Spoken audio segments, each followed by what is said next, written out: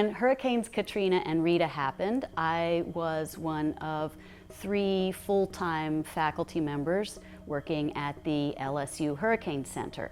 And I was there in my capacity as a wind engineer and working on the verification of a numerical model of the aerodynamic behavior of windborne debris.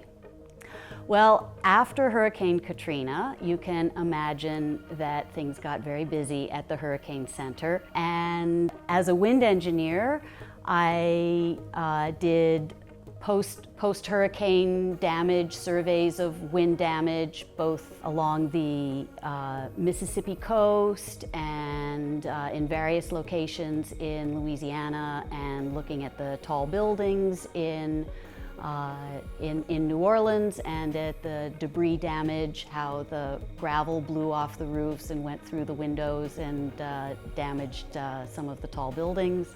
But basically, Katrina was not a wind event, it was a water event. And flooding was the big issue, not wind. There was some significant wind damage, but nothing compared to what the flood damage was. Has the resilience of South Louisiana improved since Katrina and Rita? Absolutely. People pay attention now.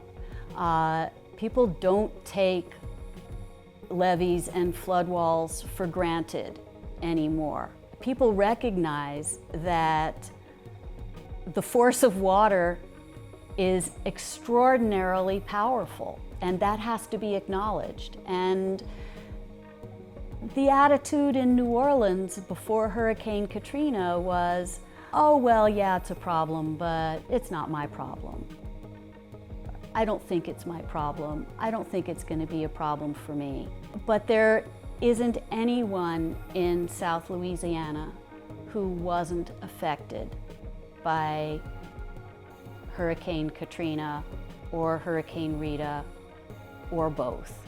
And there's a much, much more serious attitude about evacuation and much greater compliance with evacuation orders, and that is a huge measure of resilience, because there's nothing as valuable as a life, and if people evacuate, then their lives are in less danger. The public awareness certainly is hugely increased, and recognition that levees and flood walls are not failure-proof. It's interesting, the Army Corps of Engineers no longer talks about flood proofing. They talk about flood risk reduction. And that also is evidence of a huge attitude change. That's a paradigm shift in the Army Corps of Engineers, and that is a consequence of Hurricane Katrina. One thing that people can do is continue to be open to new ideas, continue to recognize that there is a risk to living in South Louisiana, but also acknowledging that the benefits of living in South Louisiana are worth the risk. I live in South Louisiana. I love it here. I wouldn't want to live anywhere else.